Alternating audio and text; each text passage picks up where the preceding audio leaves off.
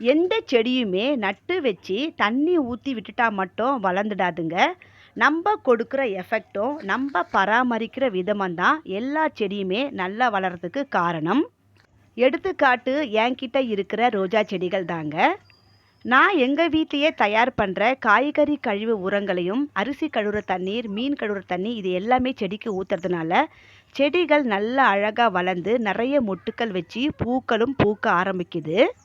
2 மாதத்துக்கு முன்னாடி நான் ஊருக்கு போகும்போது எல்லா செடிகளுக்குமே 2 கைப்பிடி அளவு கம்போஸ்ட் உரத்தை போட்டுட்டு போனேங்க.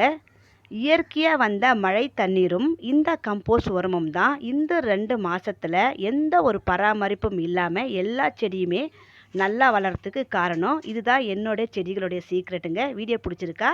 தேங்க்யூ.